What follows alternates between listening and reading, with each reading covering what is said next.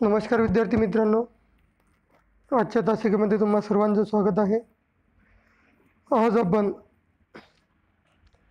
बाजारातील प्रकारामध्ये पुढील जो प्रकार आहे, स्पर्धेनुसार पडणारा प्रकार, तो आहे अल्पाधिकार.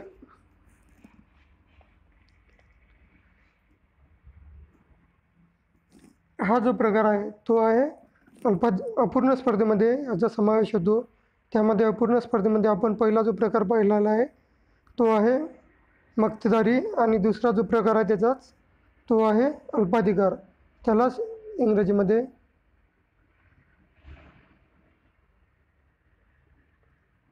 ऑलिगोपोली म्हणजेच अल्पाधिकार असे म्हटले जाते. अल्पाधिकार,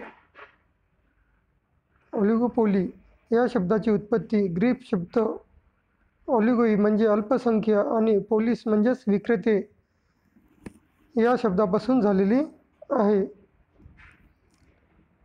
अल्पाधिकार म्हणजे असा बाजार की ज्यात काही विक्रेते एकजिनसी वस्तूंचे किंवा विभेदित वस्तूंचे उत्पादन करतात. उदाहरणार्थ मोबाईल सेवा पुरवणारे, सिमेंट कंपनी इत्यादी. तर अल्पाधिकार म्हणजे काय, तर यामध्ये आपल्याला आधी या शब्दाची उत्पत्ती समजून घ्यायची आहे. त्यालाच ऑलिगोपोली असे सुद्धा म्हटले जाते आणि या शब्दाची उत्पत्ती ग्रीक शब्द ऑलिगोई म्हणजेच अल्पसंख्य या शब्दापासून घेतलेली आहे आणि पोलिस म्हणजेच विक्रेते म्हणजे काय झालं इथे अल्पसंख्य विक्रेते, अल्पसंख्याक विक्रेते म्हणजेच अल्पाधिकार. जिथे विक्रेत्यांची संख्या कमी आहे म्हणजेच अल्प आहे त्यालाच ऑलिगोपोली असे म्हटले गेलेले आहे आणि त्यालाच अर्थशास्त्रामध्ये अल्पाधिकार ही संज्ञा वापरलेली आहे. तर असा बाजार म्हणजे काय की ज्या ठिकाणी काही विक्रेते एकजिनसी वस्तूंचे किंवा विभेदित वस्तूंचे उत्पादन करतात. म्हणजे ज्या ठिकाणी अशा एकजिनसी वस्तूंचे उत्पादन होत असेल त्यालाच अर्थशास्त्रामध्ये अल्पाधिकार असे म्हटलेले आहे. बघा आता एकजिनसी वस्तू म्हणजे काय की आता इथे उदाहरण दिलेलं आहे की मोबाईल सेवा पुरवणारे किंवा सिमेंट कंपनी. यामध्ये काय असते की यामधील ज्या वस्तू असतात त्या कशा असतात, एकजिनसी असतात. मोबाईल सेवा पुरवणारे वेगवेगळे विक्रेते असतील, वेगवेगळ्या कंपन्या असतील, तसेच सिमेंट कंपन्या वेगवेगळ्या असतील, परंतु त्यामध्ये काय आहे एकजिनसी, त्या वस्तूमध्ये काय एकजिनसीपणा आहे. म्हणून अशा एकजिनसी वस्तूंचे उत्पादन करणारे उत्पादक या अल्पाधिकार बाजारामध्ये अस्तित्वात असतात. या अल्पाधिकार बाजारावरून तुमच्या लक्षात आलं असेल की ज्या ठिकाणी एकजिनसी वस्तू करणारे विक्रेते असतात, जसं मोबाईल सेवा पुरवणारे असेल, सिमेंटच्या कंपन्या असेल किंवा सिमेंट विक्रेते असतील, अशा ज्या वस्तू असतात एकजिनसी वस्तू, अशा वस्तू ज्या बाजारामध्ये विक्रीसाठी उपलब्ध असतात त्यालाच अल्पाधिकार बाजार असे म्हटले जाते. आता अल्पाधिकार बाजाराची काही वैशिष्ट्ये आहेत, त्या वैशिष्ट्यांचा आता आपण अभ्यास करूया. त्यामध्ये पहिले जे वैशिष्ट्य आहे ते आहे काही विक्रेते. बघा, अल्पाधिकार बाजारात काही उद्योग संस्था किंवा विक्रेते असतात. बाजारपेठेवर काही संस्थांचे वर्चस्व असते, तसेच त्यांच्या किमतीवर वस्तूच्या उत्पादनावरही लक्षणीय नियंत्रण असते.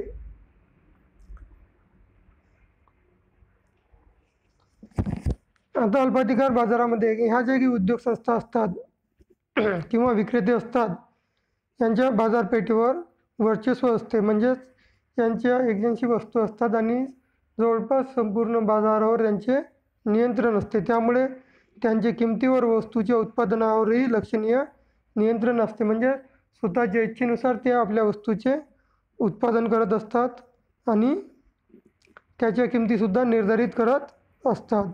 अशा प्रकारे काही विक्रेते म्हणजे अनेक विक्रेते या बाजारामध्ये नसतात, तर काही विक्रेते असतात आणि त्यामुळे काही विक्रेते असल्यामुळे त्या वस्तूंच्या उत्पादनावर आणि किमतीवर त्या विक्रेत्यांचं पूर्णपणे नियंत्रण असते.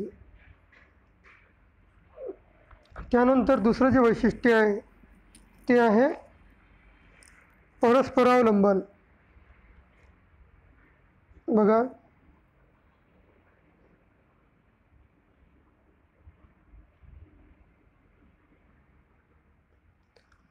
प्रतिस्पर्धकांनी घेतलेल्या कोणत्याही निर्णयाच्या बाबतीत विक्रेत्यांना दक्ष राहावे लागते. या बाजारात काही विक्रेते असल्यामुळे एखाद्या उद्योग संस्थेने वस्तूच्या किमतीत बदल केल्यास इतर उद्योग संस्थांनाही स्पर्धेत टिकून राहण्यासाठी त्यांच्याशी जुळवून घ्यावं लागते. म्हणजेच इथे जे विक्रेते असतात ते काय असतात, एकमेकावर अवलंबून असतात. त्यांच्या परस्परावर जे काही संबंध असतील, उत्पादन असेल, विक्री असेल, त्यांचे एकमेकावर अवलंबित्व भरपूर प्रमाणात असते. जसं आता आपण जर उदाहरण घेतलं की मग सिम असेल, वेगवेगळ्या कंपनीच्या सिम असेल, त्यांच्यामध्ये कसे असते, स्पर्धा असते. जर एखाद्या कंपनीने आपल्या सेवेमध्ये घट केली किंवा वाढ केली, तर इंटरनेटची पॅक असेल किंवा कॉलिंगची असेल, यामध्ये वेगवेगळ्या कंपन्यामध्ये मोठ्या प्रमाणात स्पर्धा असते. जसं जिओ असेल, एअरटेल असेल, वोडाफोन असेल, ह्या ज्या कंपन्या असतात त्या कंपन्या दुसऱ्या कंपनीचा विचार करून आपल्या ज्या किमती असतात त्या निर्धारित करत असतात. जर एखाद्या जिओची कंपनी असेल किंवा वोडाफोनची असेल आणि त्या दोनपैकी कुठल्याही एका कंपनीने आपल्या सेवा स्वस्तात जर ग्राहकांना पुरवल्या, तर दुसरी कंपनीसुद्धा आपल्या ग्राहकांना टिकवून ठेवण्यासाठी आपल्या ज्या सेवा असतात त्या कमी किमतीमध्ये ग्राहकांना पुरवण्यासाठी त्यांना आग्रही असतात. म्हणून अशा प्रकारे या बाजारामध्ये अल्पाधिकार जो बाजार असतो त्या बाजारामध्ये विक्रेत्यांना आपल्या वस्तूच्या बाबतीत दक्ष राहावं लागते.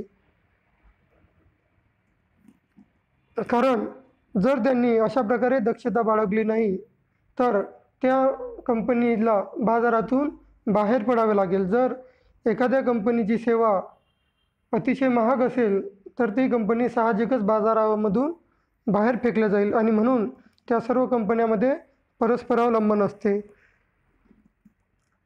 त्यानंतरचं तिसरं जो वैशिष्ट्य आहे ते आहे जाहिरात. बघा, अल्पाधिकार बाजारात जाहिरात हे प्रभावी साधन आहे. अल्पाधिकारात उद्योगसंस्था जास्तीत जास्त बाजारपेठा काबीज करण्याच्या उद्देशाने आक्रमक व आकर्षक जाहिरात मोहीम हाती घेऊ शकते.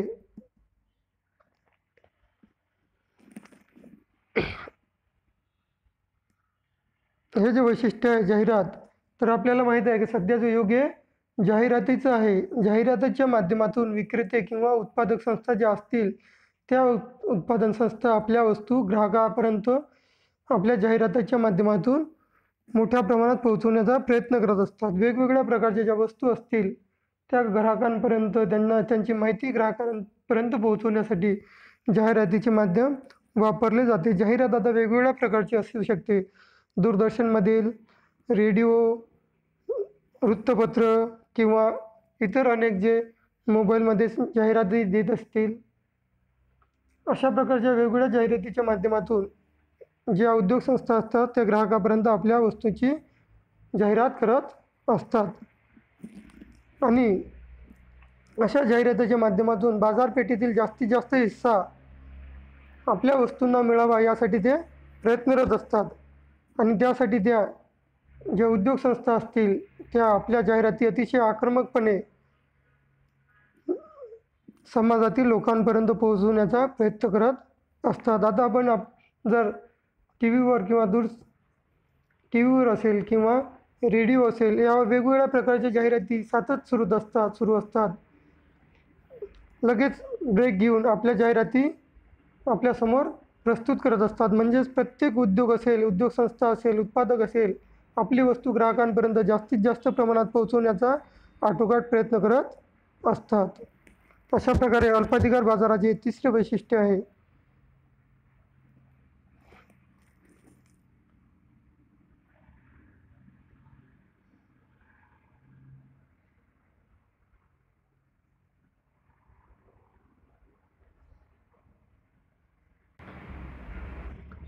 त्यानंतर चौथं जे वैशिष्ट्य आहे ते आहे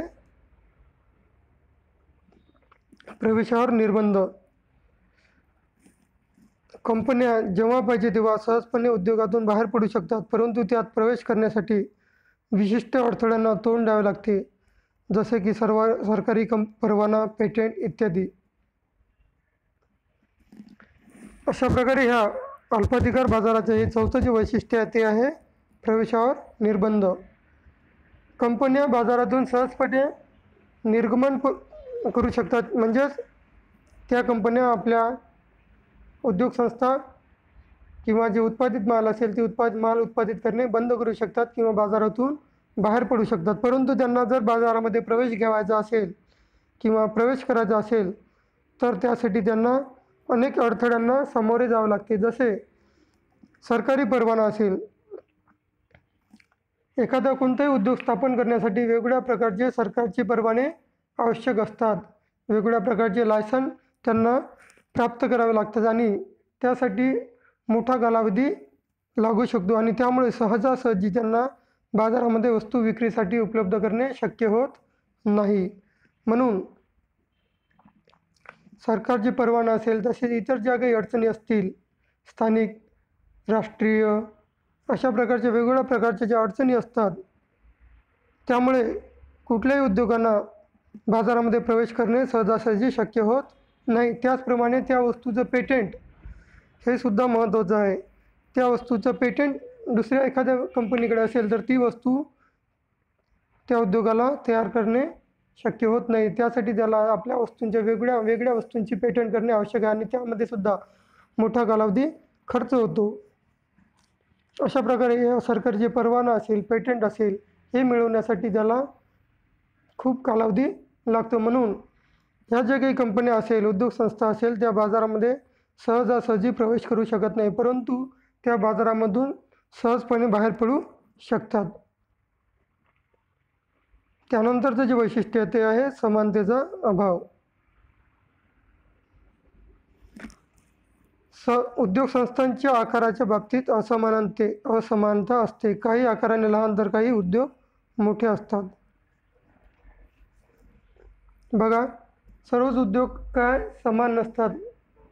प्रत्येक उद्योग आपल्या भांडवलाप्रमाणे उद्योगधंदे स्थापन करत असतात. जसं काही बहुराष्ट्रीय कंपन्या असतात, त्यांचा जो विस्तार असतो तो अनेक देशामध्ये असतो आणि त्या खूप मोठ्या असतात. जसं टाटा कंपनी असेल किंवा फोर्ड कंपनी असेल, मारुती कंपनी असेल, होंडा कंपनी असेल, ह्या ज्या मोठमोठ्या उद्योगसंस्था आहेत यांचा आकार अतिशय प्रचंड आहे आणि त्यांनी बाजाराचा मोठा भाग व्यापलेला आहे. त्याचप्रमाणे काही छोटे छोटे उद्योगसुद्धा असतात, परंतु त्यांचे जे उद्योग असतात ते आकाराने लहान असतात. आणि अल्पाधिकार बाजाराचे हे जे एक वैशिष्ट्य आहे म्हणजे ते आहे समानतेचा अभाव. उद्योग संस्थेमध्ये समानतेचा अभाव दिसून येतो. काही उद्योग संस्था अतिशय मोठ्या तर काही उद्योग संस्था आकाराने लहान असतात. त्यानंतर सहावं जे वैशिष्ट्य आहे ते आहे अनिश्चितता.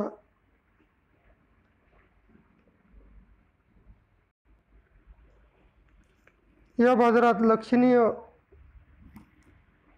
विचारात घेण्याइतपत अनिश्चितता असते, कारण या बाजारात उत्पादकाच्या वर्तनाचे स्वरूप विविध प्रकारचे असते. प्रतिस्पर्धी उद्दिष्टांच्या बाबतीत एकमेकांशी हातमिळवणी करून एकमेकांना सहकार्यही करू शकतात किंवा एकमेकांशी संघर्षही करू शकतात. तर अशा प्रकारचे ह्या बाजारामध्ये हे एक वैशिष्ट्य आहे ते आहे अनिश्चितता. म्हणजे या बाजारामध्ये जे काही उत्पादक असेल किंवा उद्योजक असेल त्यांच्या वर्तनाचे स्वरूप हे भिन्न प्रकारचे असते, वेगवेगळ्या प्रकारचे असते. प्रत्येक उद्योजक आपल्या वस्तूचे उत्पादन जे करत असेल तो दुसराच उद्योजक त्याच प्रकारच्या वस्तूचे उत्पादन करणार नाही. त्याचे निर्णय घेण्याची क्षमता वेगळी असेल आणि दुसऱ्या उद्योगाची निर्णय घेण्याची क्षमता असेल ते वेगळी असेल.